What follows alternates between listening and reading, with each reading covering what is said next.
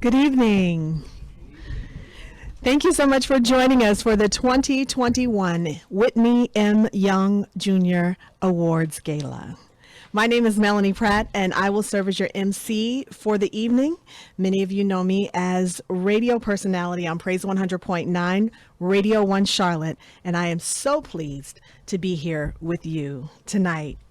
Although we're virtual this year, that hasn't stopped the fun. I hope that you all enjoy the festivities that we have planned for you. But first, let's thank D Friday from Fifth and York for the beautiful live musical performance that kicked off the evening. Beautiful, beautiful. Now, tonight is not just about having a good time and enjoying ourselves. It's about giving back and celebrating some key individuals in our community whose work is serving to uplift, educate, and empower. The mission of the Urban League is to advocate for and equip African Americans and all underserved communities with the tools to achieve social and economic equality. Tonight's celebration will both highlight the work of the affiliate does and champions who espouse the values for which Whitney M. Young Jr. stood. So let's get started and take a closer look at what the Urban League of Central Carolinas is all about in the following video. This is Getting to Equal.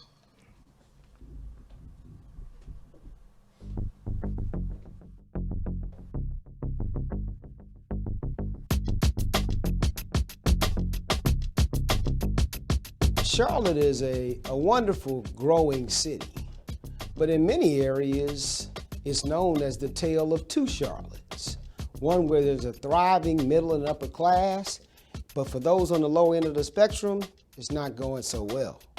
And so our goal every day with our free services to the community is to get those that are on the lower end of the spectrum to economic and social mobility.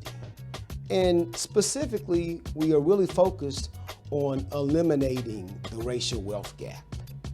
And so when you look at communities of color in decades of discrimination, you really are talking about the have and the have-nots. And we should be focused throughout Charlotte in eliminating that gap. Imagine a Charlotte with no equality gaps, rooted in history, motivated by the present. The Urban League works toward this vision by offering programs and services in education, workforce development, which leads to livable wage jobs and careers, financial empowerment on a path to wealth building and civic engagement. Economic inequality is a thing of the present. Together, we can make it a thing of the past. I mean, it's such an amazing feeling. It's so hard to explain, but I can compare it to, have you ever planted something and watered it and nurtured it and then see it bloom for the first time? It is a feeling in comparison to that. You know, we see people come in and then we see how they leave and they're so happy and they're in such a better space, and it's just super rewarding. So it's unlike anything that I can compare it to.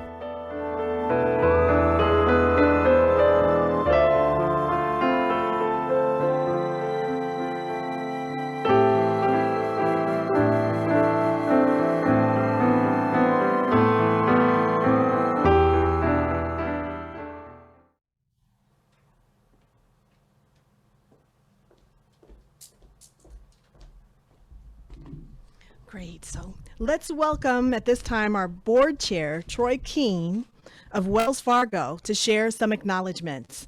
Troy will be followed by the president and CEO of Central Carolinas, Teddy McDaniel, to give us a few remarks. Let's put our hands together for them at this time.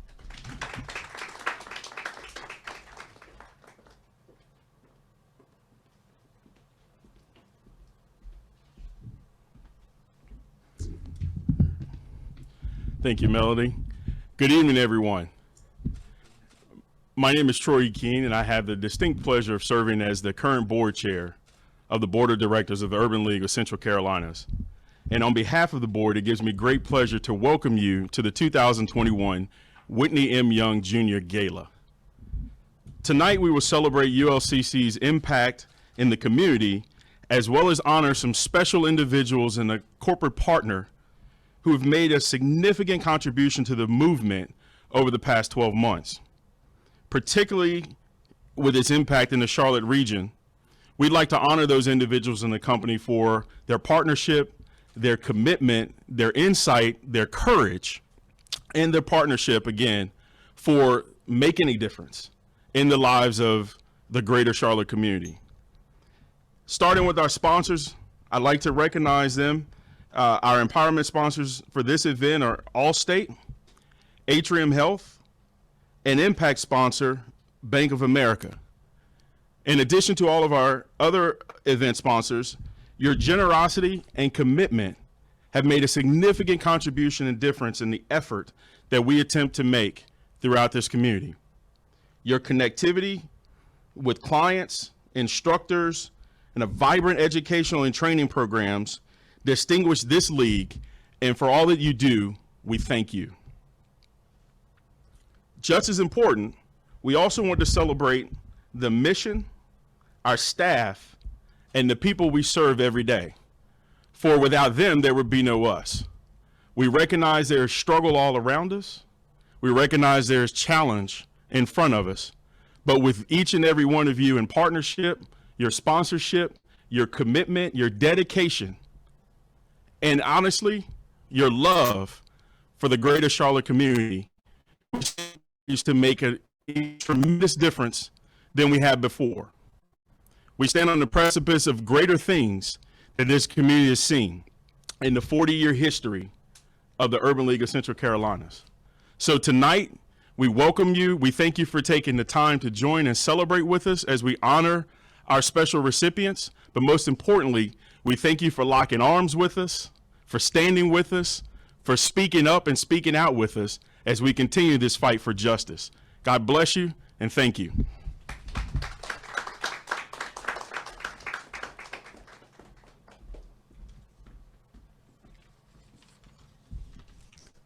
Thank you, Troy, and good evening, everyone. My name is Teddy McDaniel, and I proudly serve as President and CEO of the Urban League of Central Carolinas. Think about where we are today, 1 year removed from a lot of events in the summer of 2020 that turned Charlotte and cities around the country upside down. 1 month past the killing and murder of George Floyd, where you saw protests in Minneapolis, in Charlotte, in cities around the country. We're dealing with all kinds of issues. And then COVID. We're really in a triple pandemic. And so we're coming out of having to deal with this health crisis, which has led to an economic crisis. And now, of course, racial justice. And so I'm honored to have you all this evening. The city of Charlotte, all of our guests, virtually and in person, and want you to know that we're delighted to put this event on, but more importantly, we want to serve more people. And events like this allow us to do just that. I'll say that tonight you're going to hear from some thought leaders. We'll have a little conversation, and then we're going to honor these champions in areas like healthcare and equities that need to be changed, the rule of law, the importance of black males in education, and the champion locally in black economic development, investing in organizations throughout Charlotte. So we have a great night planned for you. We appreciate all of the support. Up front, let me say thank you again to all of our sponsors, our board of directors, and our staff for all of the hard work that they put into the Urban League movement throughout 20 and 21. All right, thank you. Let's have a great night.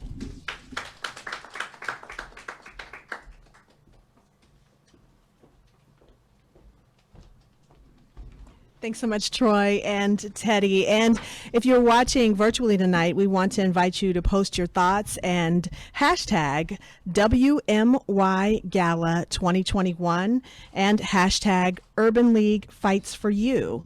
Also hashtag Education, Wealth, justice. And we'll share those a few times throughout the evening. Now we have a special treat for you. We are honored to have Ebony K. Williams here tonight as our special guest speaker. Ebony K. Williams is currently the host and executive producer of Revolt Black News, which airs on Revolt TV, founded by Sean Diddy Combs. She is also the host and executive producer of the iHeartMedia podcast, Holding Court with Ebony K. Williams, and a cast member on Bravo TV's Real Housewives of New York City. Williams holds a BA in Communications and African American Studies from the University of North Carolina at Chapel Hill and a JD from Loyola University, New Orleans College of Law. She began her professional experience in Louisiana in the wake of Hurricane Katrina. She went on to specialize in family law and civil litigation, providing legal consult on high-profile divorce, spousal support, and child custody cases. Williams then transitioned into practicing as a public defender, as well as a private defense lawyer in North Carolina and throughout the greater Los Angeles area. She has represented clients in criminal matters including murders, rapes, high-volume drug cases, sex crimes, and federal offenses. In addition to her legal career, Williams is a veteran broadcaster. She held roles of anchor, host, and correspondent at CBS News, Fox News Channel, HLN, CNN, NFL Network, and many other outlets. She also serves on the board of directors for Safe Horizon, which is the nation's leading victims assistance organization. Additionally, Williams is a proud and active member of Alpha Kappa Alpha Sorority Incorporated. Instead of doing a standard keynote, we're giving you something a bit different tonight. We wanted to have a more in-depth, real conversation, so we decided to plan a special fireside chat with Ebony and our own Teddy McDaniel. We hope you enjoy the conversation. All right, good evening.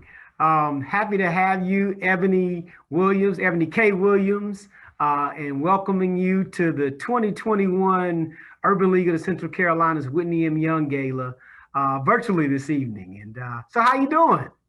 Oh, Teddy, I'm thrilled. I'm thrilled to death to be in conversation with you. And of course, in my home state of North Carolina, I'm so proud of the Carolinas in general and my hometown, Charlotte, North Carolina. It is just a sight to behold. So proud of the community there and the city. Yeah, it's a lot going on here.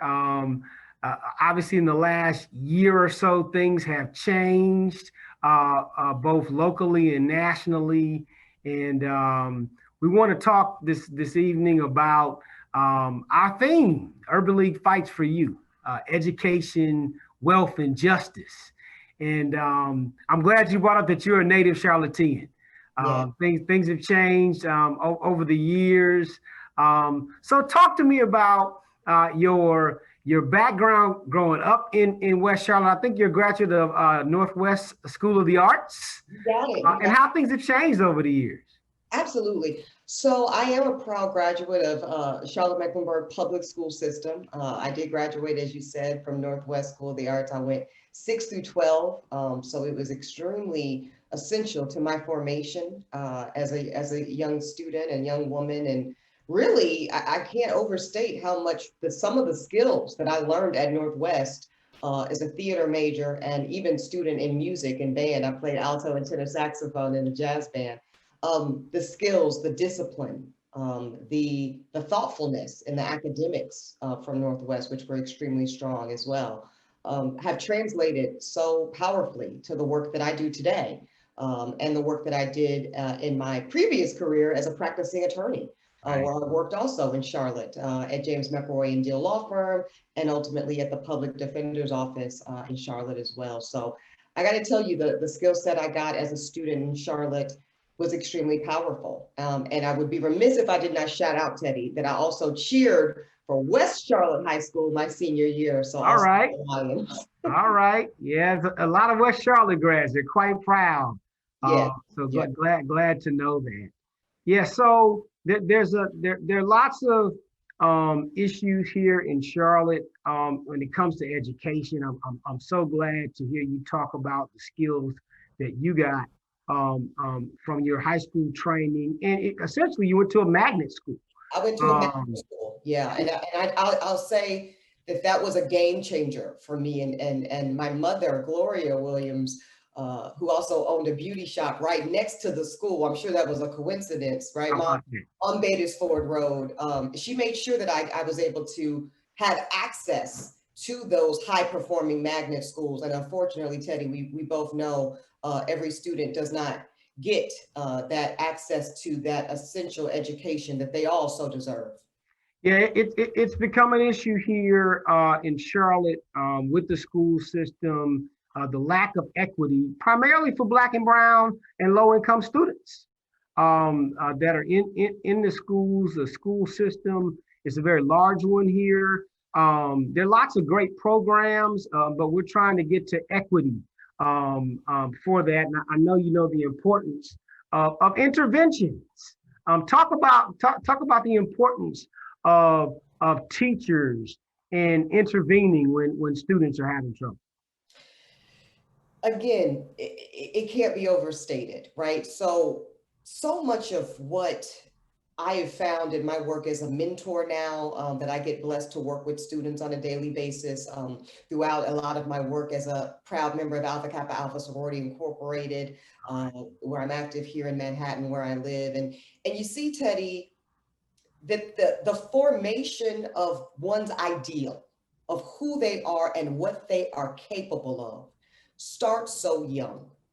So when you have a student in a classroom and they don't have that educator, that teacher that can do a combination of things, affirm their value, Sure. affirm their potential, and really, even in demonstration, and this is why it's so important that we have Black males in the classroom in particular, That's correct. so that young kids feel that they can be what they see. It is very difficult in our society to be what you never see. So having Black males, Black women, Black educators of communities of LGBTQ plus, and just all of that robust, diverse representation is essential so that students walk into classrooms every day and feel that they are prepared and supported. That's right. In their pursuit of education. It is so disheartening. And I was blessed to have the range of experience. I had classes where I had amazing teachers, Teddy, that really poured into me. And even when I was struggling, particularly around maybe the maths and hard sciences, never gave up on me, told me that they would stay after school for tutoring opportunities, paired me with peers who were stronger in those subjects than I, so that I would not be shamed around the challenge, which often I think is the case, Sure. but rather affirmed in my ability to conquer. And I also, unfortunately, Teddy, had some teachers that didn't see that and did not do that intervention that you're speaking about. And all that happens in those scenarios is a student who's challenged gets further and further and further behind.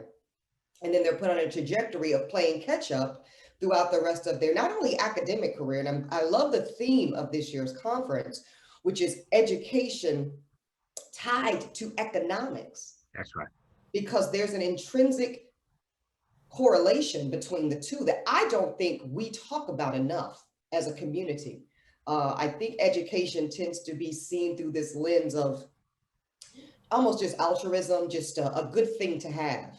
And what we all know in this conversation is that education, I can speak for me personally, Teddy, Sure. it was the disruptive opportunity that put me on a path to be able to intergenerational wealth building for my family. Good. Good. Yeah. Did that. I was raised by a single mother, glorious. I can't speak enough about her. She gave me everything I needed. And the best thing she gave me was the advocacy of making sure that I was availed to the best school Charlotte had to offer, because she was smart enough to know that although she didn't finish her formal education, I was going to be a first generation college graduate.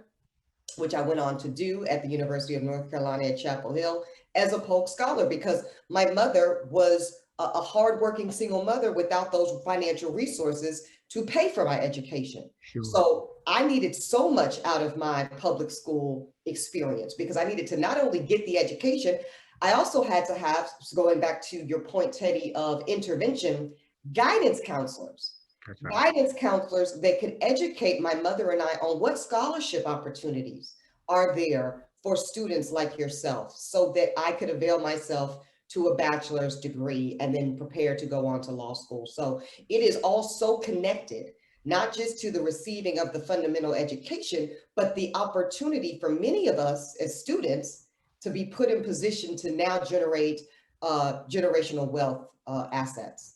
Yes, it's very important. I'm glad you talked about that. And we talk a lot about wealth building in Charlotte for African-American communities. I want to talk a little bit about social justice. So I thought it's very interesting in your background after law school. You were a public defender. So you know a lot about the system. The talk of the day, which is so critical right now, is police reform. Here in Charlotte and around the country, we are 1 year past the murder of George Floyd, and still dealing with that. There is federal legislation out there about police reform. So tell me your thoughts about where we are today in social justice and police reform specifically.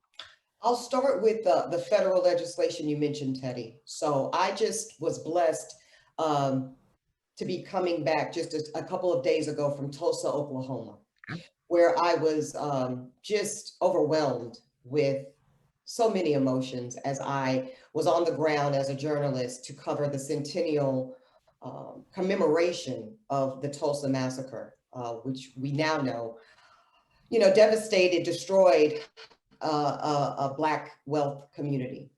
What I'm happy it's good to hear that we're now calling it actively a massacre and not a riot. There's a difference. Correct. And one thing I learned, Teddy, on the ground there was that community was burned but not destroyed. And I want to say that because the people of Tulsa and of Greenwood, that financial Black district of prosperity, their community spirit remains intact to this day. And after a white angry mob, along with systematic support from our government, bombed, burned, and destroyed the homes and the property, the very next day, Teddy, those people of Greenwood went to the work of rebuilding their community. Sure. And so again, just such a testament to the Black spirit of resilience and community. One of the things that we also got the opportunity to enjoy were some prolific words from the Congresswoman Sheila Jackson Lee. Sure. And the Congresswoman, we all know she's a mother to our entire community. And she had a very specific call to action. And I want to pass those words on to our audience this evening. She asked two things of us, Teddy. She asked us to make calls to our state representatives and senators to ensure that the House, United House of Representatives, gets a vote on the floor June of this year for HR 40. That is the federal reparations bill. The Congresswoman asked for that. The second thing she asked for, Teddy, is what you referred to. She wants all phone calls, letters to our United States senators so that they will pass robustly the George Floyd Justice in Policing Act, because it is essential. I'm going to just go through a couple things in the act that are essential. It creates a national database that says that bad actors in law enforcement will not be able to continue doing what so many of them do to this day, which is jurisdiction hop. They do bad acts up to and including killing, murdering civilians, many of whom look like us. And then before the system can catch up with them, they've gotten a new job in a new territory, most often escalating that bad behavior. That's exactly what we saw with Derek Chauvin, right? That's right. It wasn't his first time. That's right. Far from his first time. This is a man who had his knee on the neck of teenagers before George Floyd. So if the things in the George Floyd Justice and Policing Act had been in place at that time, George Floyd might be here today. That's right. So that's one thing. There's a chokehold, a national chokehold ban that is in the George Floyd Justice and Policing Act. It should be obvious. It's not. We have to enact it. And something else that's important, the ending of qualified immunity. My goodness, can't overstate it. When bad actors in law enforcement have the cloak of protection against any fiscal recovery from the families or victims that they wrong, hurt, and even kill, there is no incentive for changed behavior. So we must push this bill through with the ending of qualified immunity, which is the legal protection that keeps officers covered from civil litigation and having to pay any money by way of restitution. It must end, Teddy. So the Congresswoman was clear, we have to put all hands on deck around HR 40, our reparations bill, and the George Floyd Justice in Policing Act. Yes, it's very, very important legislation. And we know that when there's federal legislation, we don't have to depend so much on state laws, Right. which are tough. There's a lot of voter suppression laws in states around the country. I mean, we obviously are a historic civil rights organization. Our Reclaim Your Vote activities last year helped in states all around the country about getting people access. But you've got to have it starting with federal legislation. So I appreciate that. Now, you mentioned the Tulsa piece, and we now know, at least now everyone is aware of Greenwood and wealth building and what happened. It's a critical issue to get Black businesses more wealth.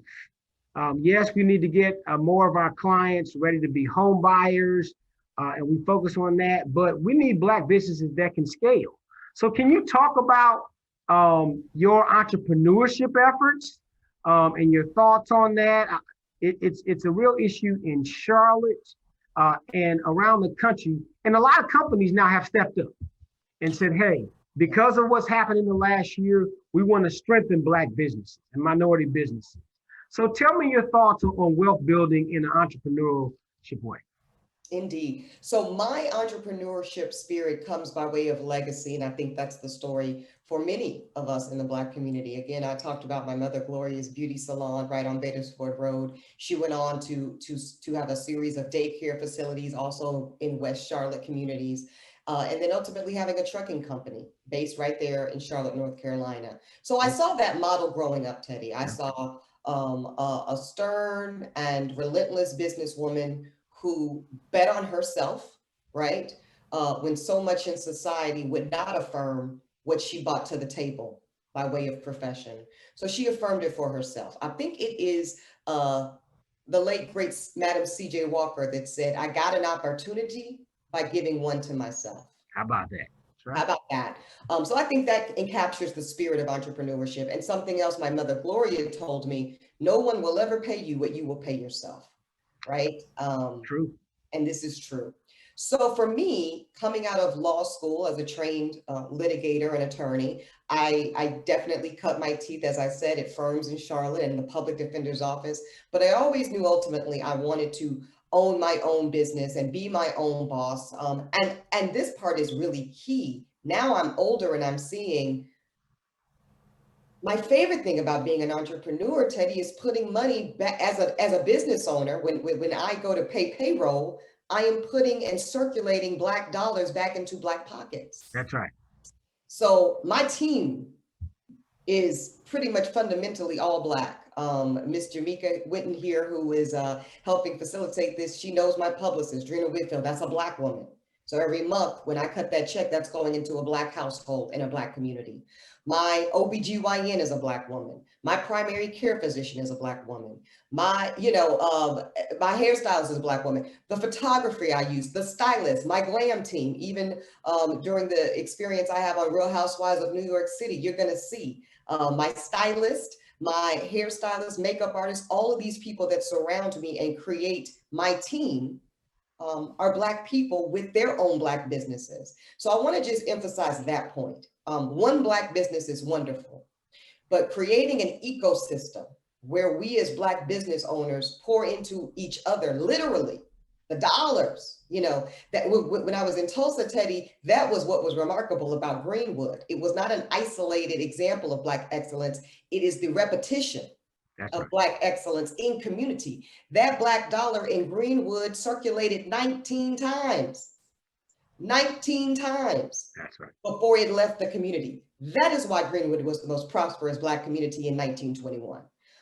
So that really is the spirit of my entrepreneurship model, is making sure that I'm not just an isolated success as a Black woman, who has several businesses. Actually, I have my production company, Uppity Productions.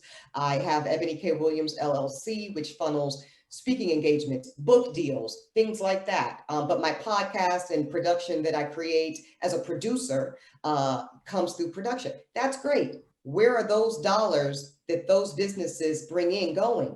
That's right. It must be going back to other Black entrepreneurs. So I think that's fundamental.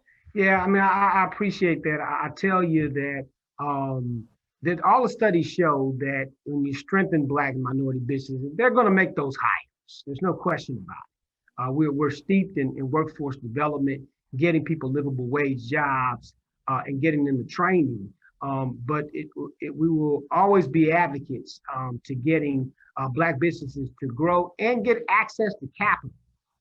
Can you talk a little bit about your thoughts in getting these businesses the funding so that they can grow exponentially over time? Sure. So one of the good things to come out of this past year of such devastation is, as you spoke about, Teddy, the awareness. Finally, it is okay to say out loud, there's a wealth gap in this country. That's right.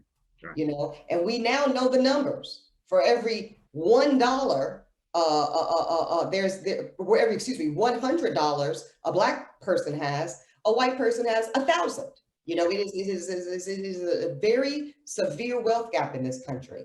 And so we have to do our part to remedy that. As you said, corporations finally now have awakened to their responsibility to be a part of this. And now I think that we as community members need to hold them accountable for that. All of those Black squares that were on Instagram a year ago, all of those commitments to Black Lives Mattering. Well, Black businesses have to matter for Black lives to matter. And following up, I know many of the banks, and we all know Charlotte's a banking capital, from Wells Fargo to Bank of America to all the other financial institutions. Sure. Everybody pretty much has some kind of mandate that they've put out where they've said they're investing in Black. I saw an article today, Home Depot, I believe it is, that is partnering with 100 Black men that is going to offer skills training. All of that type of stuff, we need to be knocking on doors, sending emails, making phone calls to say we are ready for what you promised. We are ready and available to the resources that you said were allocated for us as a community. And then we need to capitalize on them as well. Yeah, I'm glad you brought up the racial wealth gap. We talk about it often. It is growing, but now we're starting to see more efforts on equity and capital, and it's just so very important. Well, listen, I tell you, you've got quite a background. You mentioned your production company. I tend to say that we are coming out of a triple pandemic. And so we've got obviously the healthcare and COVID-19, and we're finally starting to get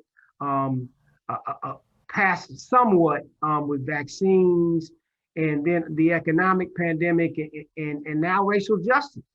So tell our audience about what your overall thought is for the future when it comes to our theme tonight, education, wealth, and justice, and where you see things going in the next few years. Teddy, I think that things are going in the right direction, and I remain optimistic, cautiously optimistic, because again, we can never take our foot off the gas if we are to get the justice that we seek and deserve. But I believe that there is a more awareness now than ever before. I think there is more awareness to call a thing, There's a wealth gap. There's a crisis in this country as it relates to the criminal justice system and how it is over criminalized and over incarcerated Black people and Black men in particular. I want to encourage everybody that has access and ability to consider investing and exploring entrepreneurship opportunities in legal cannabis. I can tell you that North Carolina is fast on its way to having legal cannabis in that state. And we should avail ourselves to those opportunities because we all know that it was Black men and women primarily that were targeted by marijuana laws that incarcerated a generation.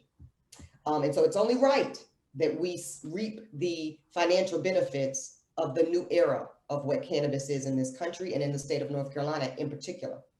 So for those reasons, those opportunities that I see very clearly coming down the pathway towards our community and our people, I do remain very optimistic. And I just want to encourage us to know that no one will advocate for us better than us. And no one will prioritize our interest more than us. So that we still just need to make sure that we are ultimately betting on ourselves as a people, and also availing ourselves to allies and co-conspirators that are finally committed to saying this, Teddy, to saying that they now know better about some of the bedrock and foundational infrastructures that have created such a divided, when I say divided, I mean economically divided, politically divided. Sure. As it relates to our criminal justice system divided, all the things. And they're saying, and people that look like us and people that don't look like us are finally starting to say, I don't want my children to grow up in that America. That's right. I am not so insecure as a person that I rely upon the further suppression of my Black brothers and sisters in order for me to feel I have an opportunity to get ahead. I am hearing more white people and people that of color that are not Black buy into a notion of equity, that believes in a notion of abundance and not scarcity.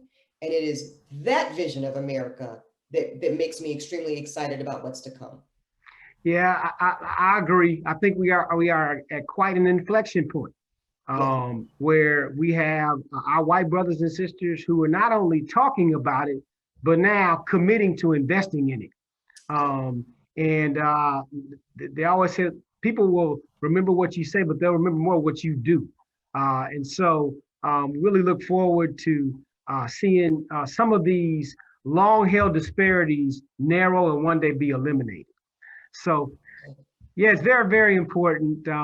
Ebony, listen, it's been wonderful having our conversation today. We've got some wonderful community champions to honor, and we'll give you a couple minutes just to say some closing remarks and be done.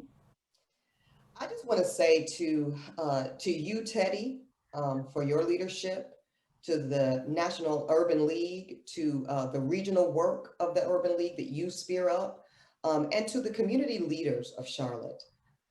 I am a proud product of the legacy.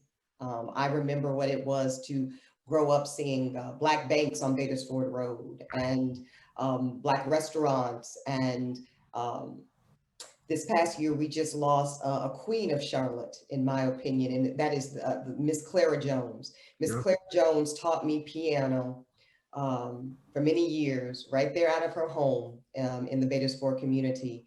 And I can't tell you how many people to this day, and I, not to tell on myself, but I'm almost 40 years old.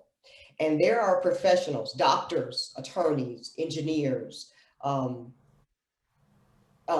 pastors, reverends that I still interface with to this day. And we met in the living room of Miss Clara Jones. So I use that as an example to reflect the legacy that the Charlotte and North Carolina community has built and sustained. And it is only my deepest prayer and hope that we continue, and that is our responsibility. And I take that very personally, to continue the legacy of the Clara Joneses of Charlotte and of North Carolina and of our Black community. So thank you. Yeah, thank you so much, Ebony. Listen, we wish you all of the best and appreciate your words this evening. Thank you. Thank you, Teddy. Thank you for your leadership.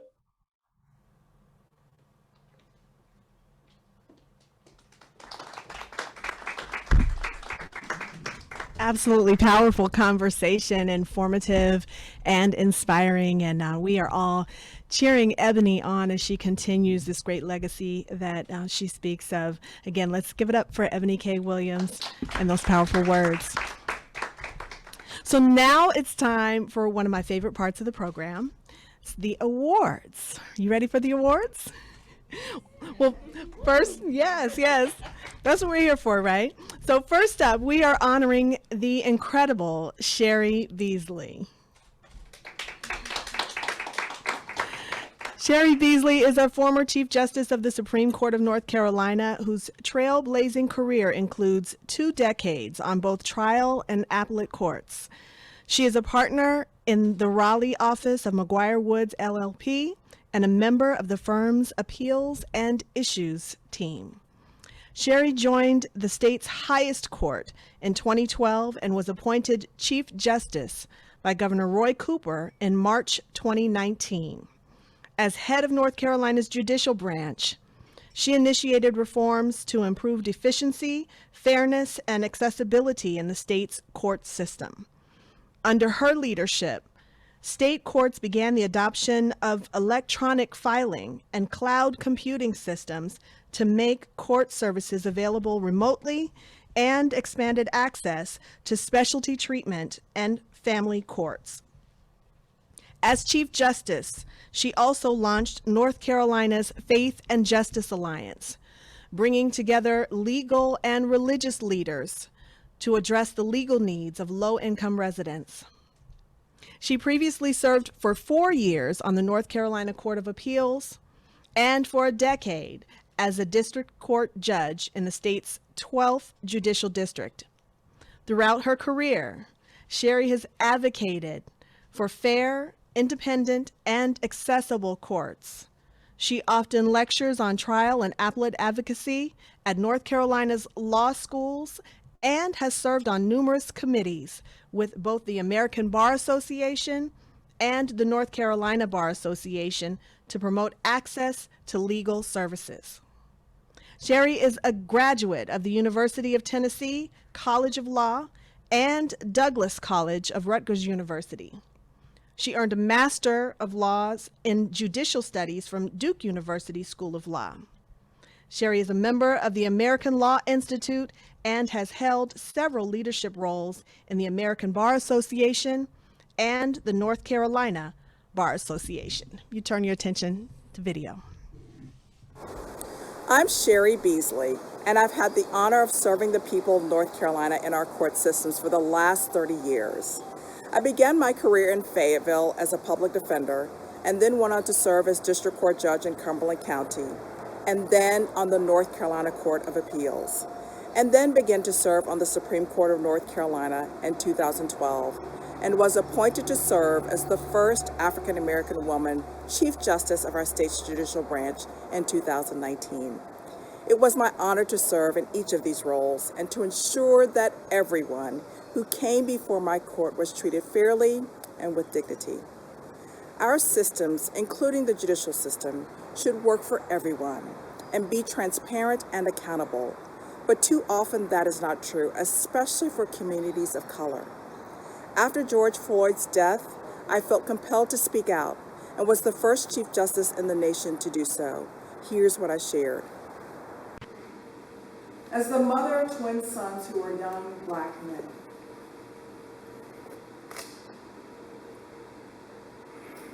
I know that the calls for change absolutely must be heeded. And while we rely on our political leaders to institute those necessary changes, we must also acknowledge the distinct role that our courts play. As Chief Justice, it is my responsibility to take ownership of the way our courts administer justice and acknowledge that we must do better. We must be better. I remain committed to helping North Carolina be better, more just, and more prosperous, and that's why I'm running for the U.S. Senate. We all have an obligation to speak out and to engage to make our communities better, which is what the Urban League has done since its inception. The Urban League's advocacy continues to lead our nation into a more equitable future. And the Urban League's research and policy publications impact not just African American communities, but all communities, and teach us how to respond and move forward. I'm honored to be here with you today to receive this award. Thank you.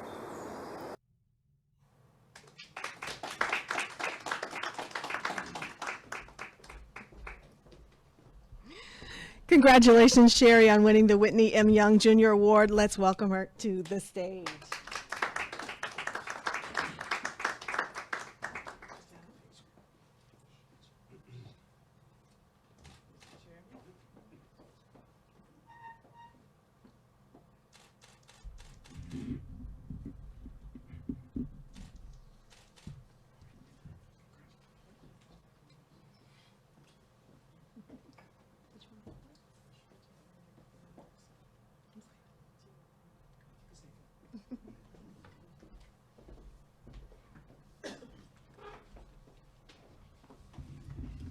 To Chairman Keene and to Mr. McDaniel, I am so honored to receive this award of the Whitney M. Young Jr. Award of the Urban League of Central Carolinas. I have to tell you that I'm honored to receive this award because I certainly understand the legacy of Whitney M. Young Jr. I also have to tell you that I'm very honored to receive this award because my mother and Whitney M. Young Jr. were colleagues. They were both social workers, and my mother was very active in the Nashville Urban League in Nashville, Tennessee. And so I know the kind of commitment that it takes to do the work of justice. I know that Whitney M. Young worked so hard for justice for all people. He was bold and he was courageous. He was quite a commanding presence in any room. His work for civil rights and activism really was compelling, and I'm deeply honored to receive this award. It was indeed my honor to serve as a judge for 22 years in North Carolina, and of course to end my career as the Chief Justice of the Supreme Court of North Carolina. And in my capacity as a judge, I always knew that it was important to make sure that everybody who came before my court was treated fairly and with dignity and respect. I saw firsthand the impacts of law and legislation of communities and the disparate impacts faced by people of color. I'm proud of the work that I did in these roles, but there is so much more to do. And that's why I'm proud to share that I am indeed running for the United States Senate for the people of North Carolina. Last year has highlighted inequities in our state and nation that always existed, and the call for racial and addressing racial wealth gap has never been more clear. We saw how the pandemic impacted everyone, but not equally.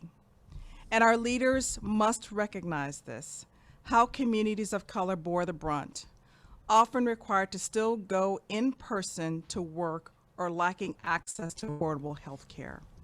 And we saw conversations about racism and racial justice that we already know, but they were well thrust into the spotlight with the death of George Floyd, and too many others to count, including Andrew Brown Jr. here in North Carolina. Awareness of these inequities and inequalities does matter, but we need action. We need a leader in the United States Senate who will fight for social justice, lessening the racial wealth gap, and for racial justice. The Urban League of Central Carolina's mission of ensuring underserved communities have the tools to achieve social and economic equality has never been more important. We know that it is so important that we have a representative here in the United States Senate to serve the people of North Carolina and to fight for justice for this state and for this nation. I thank you again for this honor, and thank you so much for all the work that you do for the communities of North Carolina. Thank you.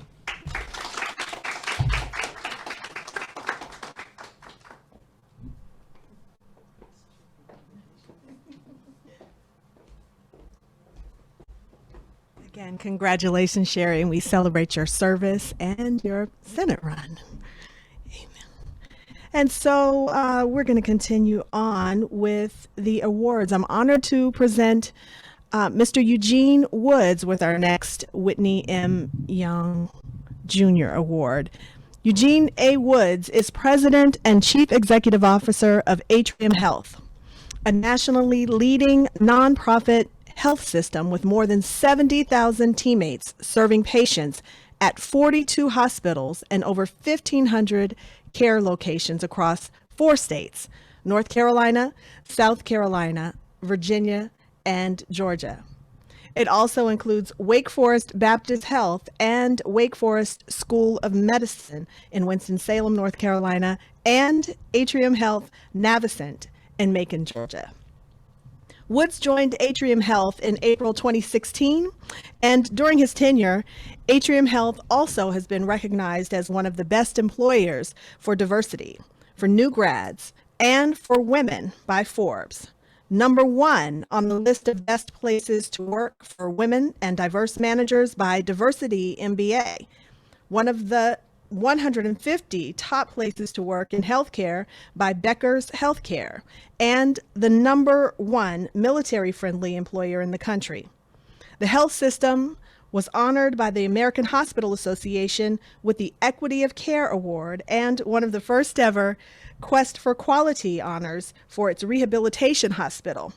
Most recently, Atrium Health was recognized by the Centers for Medicare and Medicaid Services as a 2020 CMS Health Equity Award recipient for its dedication to health equity by reducing disparities and enabling communities to achieve the highest level of health.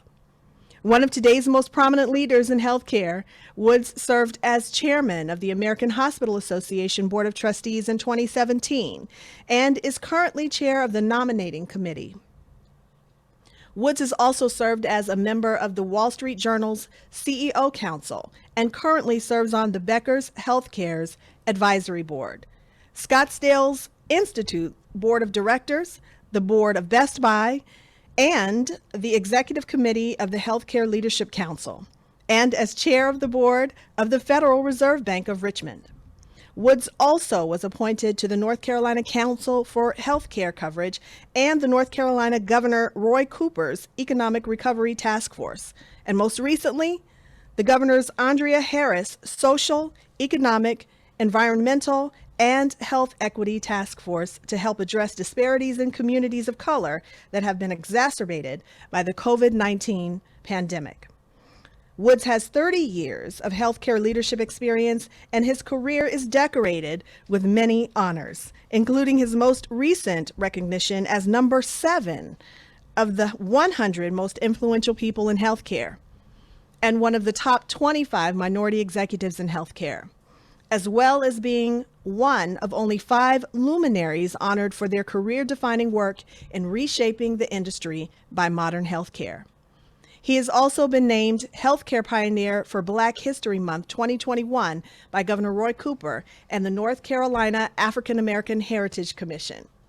The recipient of the Charlotte Business Journal's 2020 Business Person of the Year, the 2020 Distinguished 400 Award recipient by the 400 Years of African American History Commission, one of the 50 great African American leaders, as well as one of the 100 great leaders in healthcare by Becker's Healthcare, one of the most influential Blacks in corporate America by Savoy Magazine, one of the most powerful executives in corporate America by Black Enterprise, and Alumni of the Year by the Pennsylvania State University. Woods holds 3 degrees from the Pennsylvania State University, a bachelor's degree in health planning and administration, a master's degree in business administration, and a master's degree in health administration. We want to congratulate Eugene on winning the Whitney M. Young Jr. Award, and he's going to be joining us to accept via Zoom. Great. Thank you very much. Hello, everyone. And I wish I could be there in person. I'm looking forward when we can all be together in person. And on behalf of the Atrium Health family, really thank you for this incredible honor. It's also a privilege to be in the company of some amazing community servant leaders, Sherry Beasley and Carrie Cook Wilson and Jason Terrell. And I also just want to congratulate each of you for your service and your contributions to this community and our people. And I'm honored particularly by this recognition because of what it represents. Mr. Young's tireless work to fight for African Americans to get good jobs, education, housing, healthcare, social services. And there's one quote in particular that resonated for me. He said that every man and every woman is our brother and sister, and their burden is our own. Where poverty exists, all people are poor. Where hate flourishes, all are corrupted. Where injustice reigns, all are unequal. And for me, as one of the few CEOs of color leading one of the largest health systems in the country, those words really resonated very deeply with me, especially given the year that we've all had fighting this pandemic. And I know that myself, along with my teammates, my 70,000 teammates at Atrium, we were all very profoundly distressed to see our Black brothers and sisters, Black and brown brothers and sisters, really disproportionately affected by COVID. And we made a commitment from the very first patient that contracted COVID, that we were not going to stand by idly and let that happen. And for us, it was a time of action, not words. And because we knew that those that were impacted could have been members of our own family.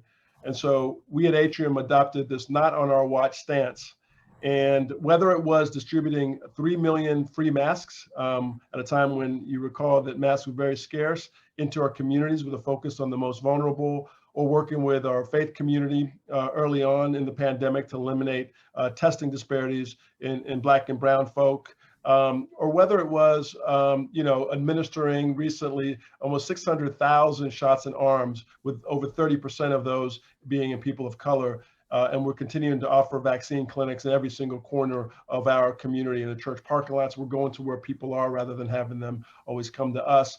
And beyond, COVID-19, whether it be serving 50,000 meals through our Kids Eat Free program, or committing $10 million to affordable housing, or recently increasing our minimum wage. Our focus is, and as part of the theme of this gathering, is it's not just about health, but it's also about closing the wealth gap, because in so many ways they're inextricably linked. And specifically with respect to education, as you may have heard, we're building a new medical school here in Charlotte. It'll open in 2024. And it's going to focus on reaching our Black and brown brothers and sisters, and all the way into high school and maybe even grade school, where we can expose them to careers that they might not have otherwise have thought about. And we really want them to have that experience at our very own school, which leads to a better representation of our workforce with those who serve, and also economic mobility. So I couldn't be more proud of the entire Atrium family. Because I know that we'll always be able to look back on these extraordinary trying times and say, when it was on the line, the best of who we were showed up. The thing that I'm as proud of, though, as anything, is, following the death of George Floyd, Atrium Health really engaged in a system dialogue around the racial injustices that's been with this country for way too long. And we've had thousands and thousands of teammates participate in those courageous conversations, so they can speak their truth, they can find comfort and healing in the conversation with their fellow teammates. And that's really continued to elevate our culture. We call our for all culture.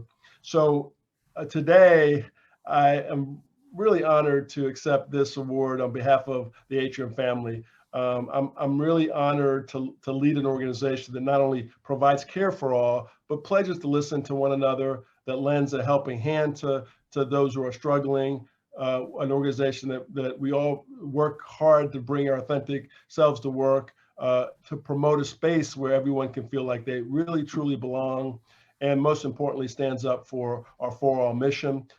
We believe at a time that our country needs that more than ever. So again, thank you to the Urban League of Central Carolinas for this incredible recognition. I am extremely grateful.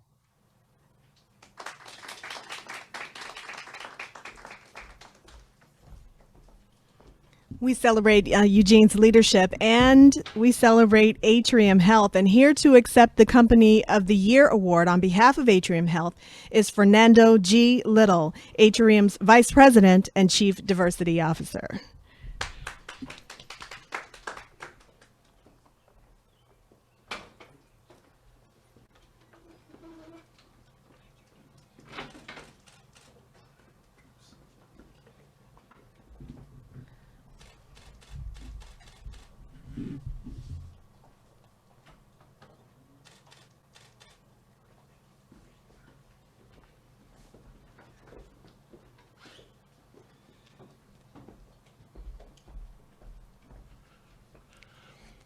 Well, good evening, everyone. It's not much else to say after you've heard from our rock star CEO, right?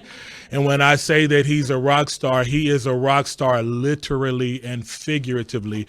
He's a rock star because he is who he is in healthcare, and he's a visionary, and he introduced and brought our health, hope, and healing for all mission. So that makes us a mission-driven organization, right? But he's also a rock star in his hobbies. He plays the guitar. I don't think most of you may not have known that. And he's also a songwriter and a singer. And so I invite you to go out to the Atrium Health YouTube page and put in the search, Atrium Health Has Talent, and you will see our CEO debut in his other talent as a rock star as well. And when I say he's good, he can even play like behind the back, you know, when they put it behind, I can't demonstrate it, but he can do all of that. I am very honored and humbled to accept the Company of the Year award from the Urban League. It is tremendous, the recognition that you have given us. Thank you, Teddy, and to the board. And I do want to say on behalf of Dr. Keneal Coatman, the board vice chair, she wished she could be here tonight. She had a family emergency. But what this honor means to us is unexplainable because we stand with you in what needs to happen in our community. And we have elevated our capabilities around measurement, around accountability, so that we can make an impact from a social and racial justice perspective. Our company has committed to it. Our CEO has set accountability standards around it. We're doing executive education on racial justice and inclusive leadership. We're also looking at what's in the ground, not only at Atrium Health, but what's in the ground in our community so that we can pursue transformative equity. So when we think about equity, it's you give what people need so that they have the resources that they need. But transformative equity in our mind is removing the barrier and making sure that we're looking at what's in the ground so that we don't have to deal with those inequities again. I will say, as a native Charlottean, and I was smiling to hear Ebony talk because I'm a native Charlottean. There's not many of us. I don't know why, but as she was talking, I was thinking about all of the good work that comes out of the Urban League and all of the great partnerships that they sponsor and they lead. And I think about the people that are closest to me and most dearest to me benefit from it because they're right here in the backyard. I'm from Charlotte.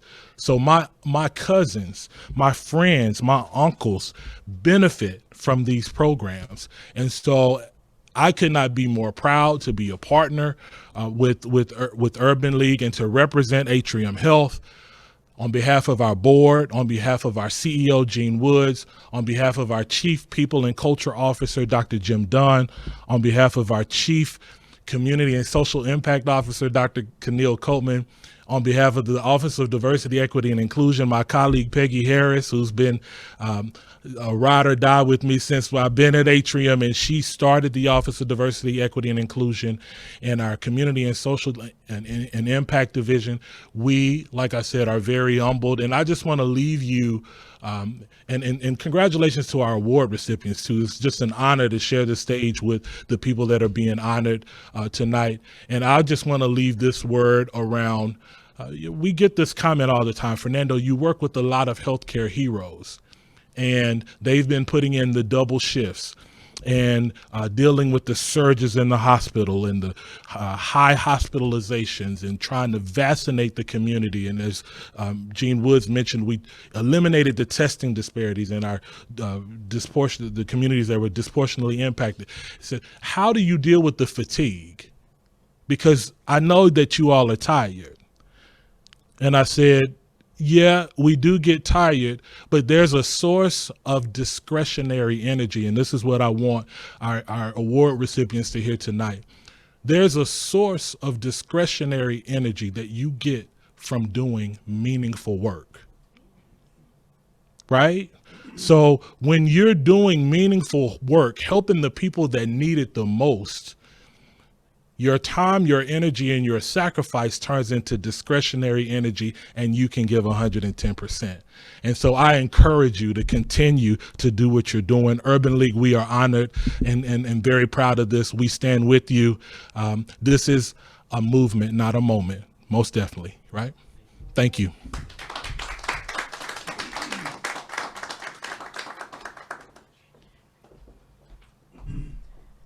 Thank you so much, Fernando. We celebrate again the corporate leadership from Atrium. And it sounds like, Teddy, you might have a little head start on your entertainment for next year's gala. Now it is time for our Community Empowerment Award, and we are presenting this honor to Jason Terrell of Profound Gentlemen. Jason Terrell is the co-founder and co-chief executive officer of Profound Gentlemen. Profound Gentlemen provides better opportunities for young Black boys by ensuring they have positive role models inside and outside of the classroom. Jason was inspired to pursue this work after spending 3 years as a teacher, as a Teach for America Corps member. And in addition to teaching, Jason served as a mentor, an athletic coach, a tutor for students in his school, and is deeply invested in their pursuit of academic and personal success. Jason is a graduate of Johns Hopkins University of Education and has devoted his life to ensuring that young Black boys have every opportunity to pursue their endeavors. Profound Gentlemen's mission is to build community of male educators of color who provide a profound additional impact on boys of color. And they seek to dismantle the cradle to prison pipeline by establishing a cradle to career pipeline for boys of color. Profound Gentlemen leads its work through the lens of hope. Hope is the action that they take each day. Hope to Profound Gentlemen is inclusivity, to work without regard to race, color, national origin, gender identity, religion, age, height, weight, disability, political beliefs, sexual orientation, marital status, family status, or veteran status. Let's hear from Jason. I founded Profound Gentlemen 7 years ago, co-founded the program. And it's ironic that, so we have 3 teams in our organization. So we have our impact team that leads all of our programming. We have our partnerships team that leads our partnership work. And we have our community team. That's actually the team that I lead. And so our community team is centered on how do we make sure that PG is an integral part of like the community, the Charlotte community or the communities that we serve. So a lot of that deals with like, our individual relationships with donors, funders, community organizations, how are we impacting policy, how are we sharing the voices and perspective of our teachers in spaces that matter. And so this was ironic because it's actually the team that I lead, and I think my core value is centered on community support. So this actually ties like really, really nicely into the values that I hold true and I hold myself and measure myself against. Our big vision is to make sure that young men, boys of color specifically, have teachers who look like me. So teachers who look like themselves, so they can see themselves in front of every single day. And so we run a program, it's a 10-month program geared towards making sure that teachers, men of color who have chosen to teach, have the easiest time possible entering into the profession, but also staying in the profession. So right now we're a national program. We support about 500 men of color across the country. About 100 or so of these men, 170 of these teachers are in North Carolina, and majority of those guys, like 80 or so, are in Charlotte. How we think about our program is that we sit at the intersection of education, gender, race, and purpose. Our big vision is to make sure that men who have answered the call to teach students unlock their purpose and their potential. So what that means is that we are a retention-based program. We pride ourselves not just by how many teachers we can get in the classroom, but how well these men are, how can we better prepare these teachers to stay over time. So over the last 3-4 years, on average, we have about a 93% retention rate of our teachers. So this is about 60% higher than national average for teachers. Typically by year 3, most school districts will lose about maybe 25-30% of their teachers. By year 5, they'll lose about 50% of their teachers. For men of color, this is like more like 5 times higher than any other profession or any other demographic rather. So our big vision is to make sure that the men who have answered the call to teach students find purpose and meaning in the profession so that they can stay and have long-lasting impact. My first time teaching was in college. I was on track to be a lawyer. So I was a political science major, but I'm from Atlanta, Georgia. So during the summer months, I always came back to Atlanta and worked at the Urban League in Atlanta, and I ran an after-school program, a summer program. When I went back to college during my junior year, I ran a program for the Urban League of Greenville of the Upstate. So it's Greenville, South Carolina, and so Urban League actually has a really special place in my heart because that was like my first entry into the profession. So I switched my major. Well, I didn't switch majors, but I switched my career path and started to be a teacher because of that experience. I think the Urban League has always been kind of a beacon in the community because of this idea of like you can pull resources together, you can pull people together to affect change. So I think it's the same with the Urban League here in Charlotte. I think I've been a part of like the Young Professionals group, and I've definitely had an opportunity to see how much I guess social capital they're able to pull together in order to actually have a voice. And so as long as they continue to grab players and partners from every sector, every industry, underneath a unified vision, I think they will continue to impact change in Charlotte and other communities across the country. The reason why PG is able to do what we do is because of our team. So we have a really strong team. We're small but mighty, but also because of our community support. So behind PG, we have about 500 teachers who have entrusted their leadership and their professional development to us. But we also have community members who have supported us with their time, their talent, their treasure, their advice, their thoughts, and their wisdom to help us continue to grow and scale. So we definitely wouldn't be here without the community at large.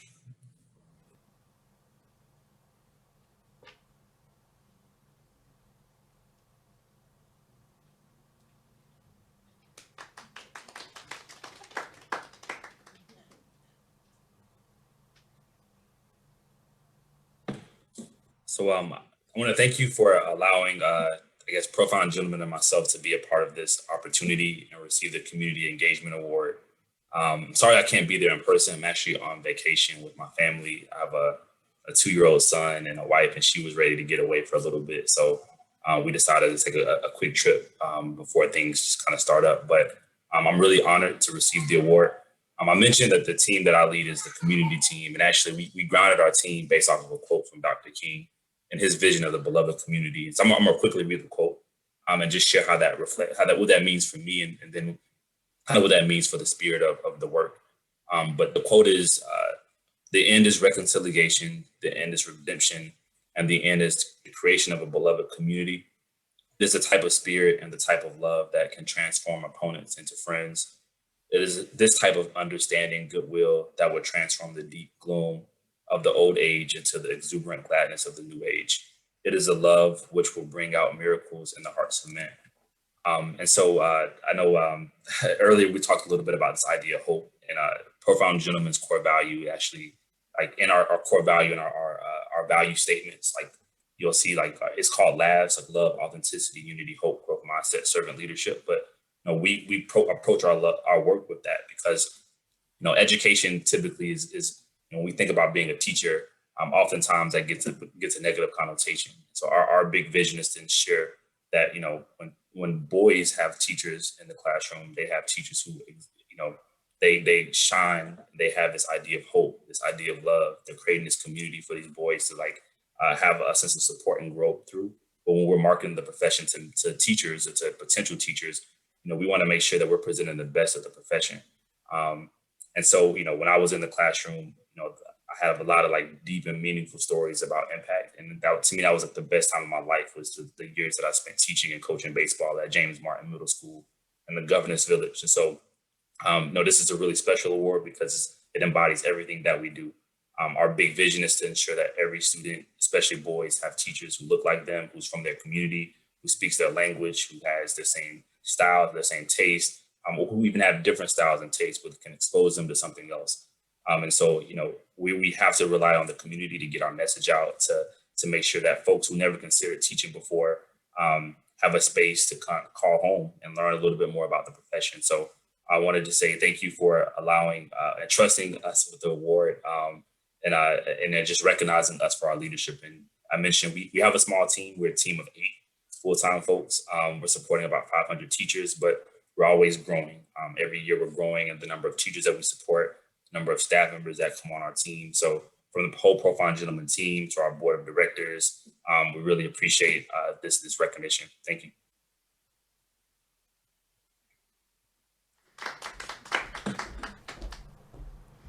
And we thank Jason for joining us from vacation. I think we can all understand that in this day and age. Yes, indeed. So we'll keep his award for safekeeping. Congratulations again to Jason and Profound Gentlemen for their work and their commitment to our children. So it has been a great night so far. Hope you're enjoying yourselves. Let's keep it going by giving out our last award of the evening. Carrie Cook Wilson is receiving our inaugural Vernon Jordan Young Visionary Award. Carrie B. Cook is the founding executive director of Greenlight Fund Charlotte. In her role as founding ED, Carrie brings together stakeholders from philanthropy, nonprofits, private sector, government, and community leaders to invest in solutions and drive measurable results that improve opportunity and mobility for low-income Charlotteans. She will incubate and scale innovative organizations with proven impact to address unmet community needs. Carrie previously worked for the Charlotte Chamber of Commerce as the VP of Talent Development and Economic Growth. And while at the Chamber, she helped lead the campaign to pass the largest school bond in Mecklenburg County history, a nearly $1 billion campaign for 29 high-need public schools projects. And Carrie's career also includes roles with the United States Senate and AmeriCorps as a Public Ally Fellow. Driven by curiosity and a sense of adventure, Carrie set out on a journey to visit every continent with her mom. They did just that. In 2017, after returning from Antarctica and more than 25 countries around the world over a decade. She believes these travel experiences connecting with people, ideas, and cultures around the world shape her ability to live on purpose and do meaningful work. Carrie holds a Bachelor of Arts degree in Communication Studies from the University of North Carolina at Greensboro and a Master of Public Administration degree from the University of North Carolina at Chapel Hill. She is also a graduate of the Business Management for Nonprofit Leaders program at Wake Forest University School of Business. Carrie is committed to empowering people and solving complex problems, both locally and globally. In 2011, Carrie received the Young Public Administrator of the Year award from the National Forum of Black Public Administrators. And in 2012, she was elected as one of 9 leaders under 30 in Charlotte for the World Economic Forum Global Shapers community. Carrie was recognized as the 2013 Emerging Leader Woman of Achievement by the YWCA Central Carolinas for her commitment to empowering women, eliminating racism, and promoting social justice. The United Negro College Fund recognized Carrie with their inaugural Maya Angelou Young Leader Award in 2016. And in 2018, she received the Woman of the Year Award from the Mecklenburg Times. A passionate, experienced social entrepreneur, Carrie founded Empowerment Incorporated in 2012, a nonprofit organization committed to mentorship, talent development, and advocacy for girls and women. Carrie is an active member with several organizations and boards, including Delta Sigma Theta Sorority, Junior League of Charlotte, and the Charlotte Mecklenburg Housing Advisory Board. Carrie is grateful to live, serve, and play in her hometown of Charlotte, North Carolina. She credits her faith, family, community, and sense of humor for an incredible life journey. I am the executive director of Greenlight Fund Charlotte, and Greenlight Fund exists as a venture philanthropy organization to address critical community needs, primarily in low-income Black and Brown communities. And we do this work by making annual investments to address issues ranging from education to criminal justice reform, housing, and you name it, anything that has an impact on mobility and opportunity, we make investments in it to support our neighbors in Charlotte-Mecklenburg. The impact of the work is my why. It's the reason I show up every day, and the impact of the work that I get to do as a community advocate and social impact investor is seeing outcomes for generations. It's literally about generational change and making investments, whether it's in early childhood development, whether it's in criminal justice reform, whether it's in housing through our partnership with housing organizations, whether it's in any of the work that I've been able to do, even as a nonprofit founder, through empowerment and creating a legacy for Black girls in this community to use their voices and talents and become advocates for change. So for me, the impact of the work is about the people, and it's about generational change, so that 10, 20, 30 years from now, when this Whitney Young Awards Gala is happening, we are talking about the progress we have made, and we've seen significant changes in systems and policies and the racial wealth gap, and in the way in which we show up every day today that will impact our tomorrow. Receiving the first Vernon Jordan Young Visionary Award is truly an honor. It's such a privilege to be thought of in the light of such a visionary, an activist, a fighter for equity, someone who has not only served the presidents of this country, but served through the National Urban League as president, and helped to create a wave of change.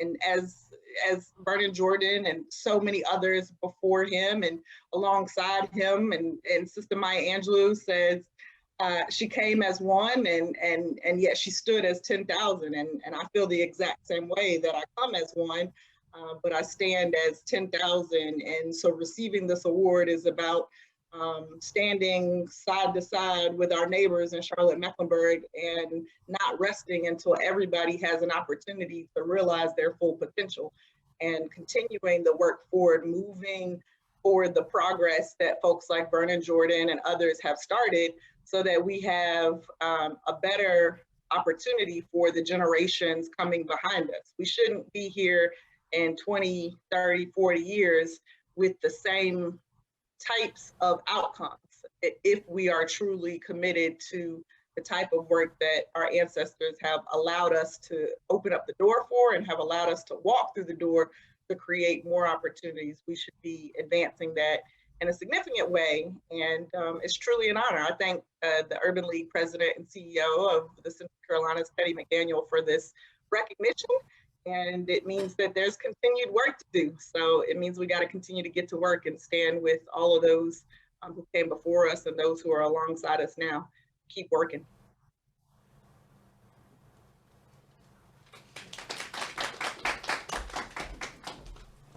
And we are delighted to have Carrie join us in person to accept her award. Carrie, congratulations.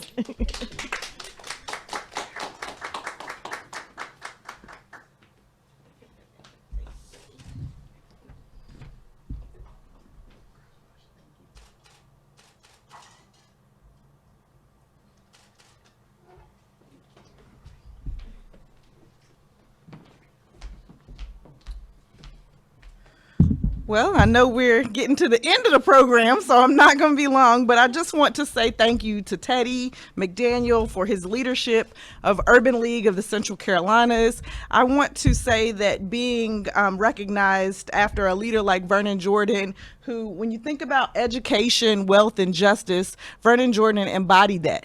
Education, he was an attorney. Wealth, he was a businessman. Justice, he worked with leaders on legal issues to advocate for policies that would move our people and our communities forward. And so to be thought of in that way is such an honor. I will tell you, as soon as I met Teddy McDaniel and he came to this community, I knew we were going to be quick friends, and I knew we were going to get to work together. And so when you think about education, again, hometown, grew up here in Charlotte, went to Vance High School, had the opportunity now to I was poured into as a child in this community, and now have the opportunity to make sure other young folks have workforce development programs, things that the Urban League leads in this community, to give opportunities to not only our young folks, but people across the board, because people need an opportunity to advance and to build that generational wealth. And so education is fundamental, and I'm always going to rep the Charlotte Mecklenburg Public Schools, and it's why I led that $1 billion school bond, and why West Charlotte's getting a new school, because they deserved a new facility. We deserve facilities that are equitable. We deserve resources. We deserve investment. And so when we think about that, it's just truly an honor to stand before you today. And when we think about wealth, another example, soon as I met Teddy, I called him one day and I said, hey, there's some land for sale over on Beatty's Ford Road. Meet me over there. And he did. And he did. He jumped up. He met me over there. I said, we need to be looking at property and making sure it turns hands into other Black owners. We need to make sure that the land is owned by folks who look like the community and who will preserve and restore the legacy of the community. And so he met me over there. We've been talking about continued investment. And when I think about justice, when Greenlight Fund, listen, this is a little Black girl who grew up in Charlotte running a multi-million-dollar venture impact fund. Education did that. Investment from others did that. Opportunities did that. And when I think about justice, one of the investments that Greenlight Fund recently made was in an organization called Center for Employment Opportunities. And they specifically hire folks coming out of incarceration. We've got thousands of folks coming home every year to Mecklenburg County from incarceration, and they need an opportunity. And I called Teddy and said, let's work together on this. Let's work together on whatever we can to make sure we're advancing and shouting out and highlighting the hidden workforce, the underestimated, the underrepresented, because we know we're worth the investment. And the best investment we can make is in people.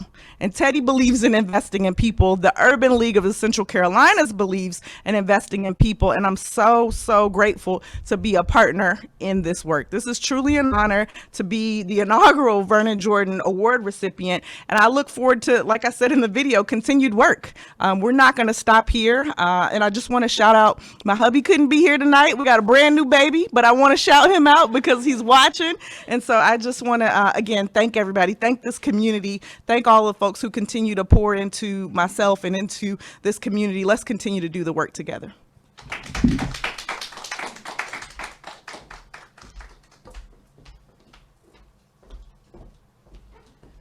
Carrie, thank you so much. We're inspired by your work and your example of education, wealth, and justice. Let's applaud all of our amazing award winners tonight.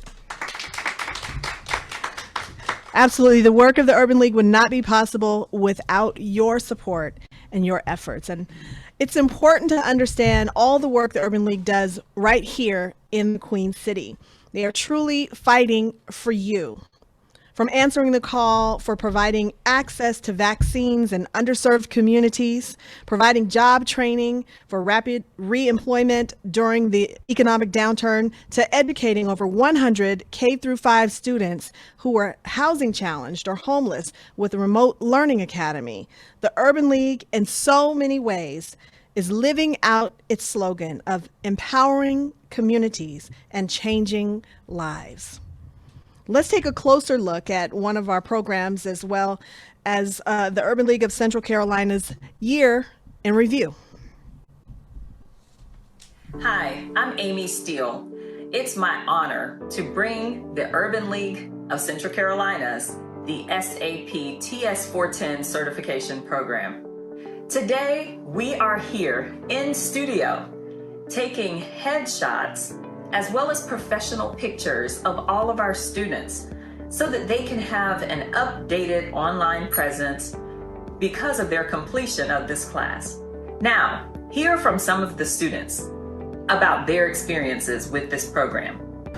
My name is Nadir Sadiq, and I'm TS410 certified. SAP program has allowed me to enhance my skills in the area of technology.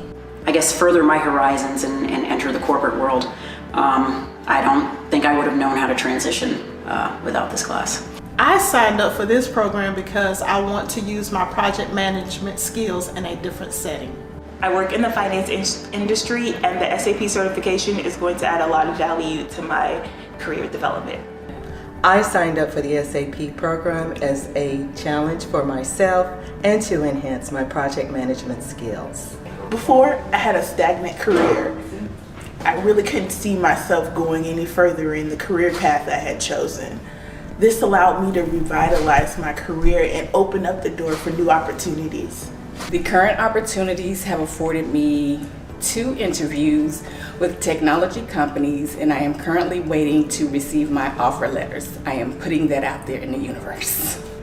SAP is currently on the move for me.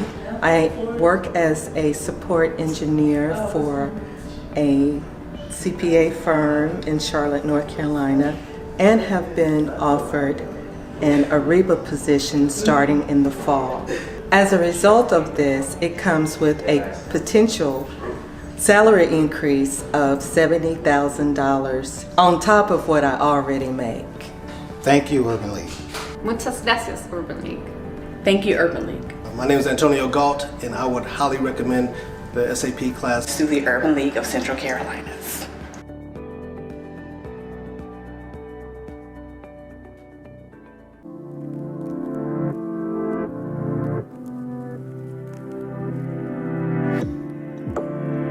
Work. Just to highlight, she said on top of. On top of. Well, as the evening comes to a close, I'd like to welcome both Troy Keene and Teddy McDaniel back for some final thoughts. Thank you so much for having me tonight. It has been my pleasure to be your mistress of ceremonies, and I hope to see you again next year. Teddy?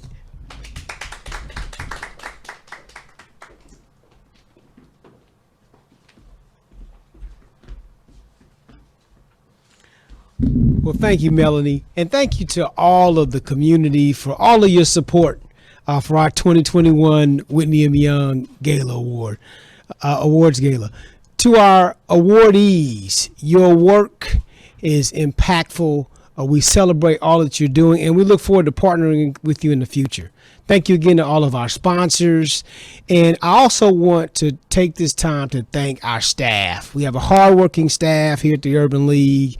I want to certainly thank Stacy Martin, my executive assistant, Deidre Shepherd-Calloway, our vice president of programs, John Hamm, our community engagement director, and all of our staff for helping to put not only this program on, but the programs that serve people every day.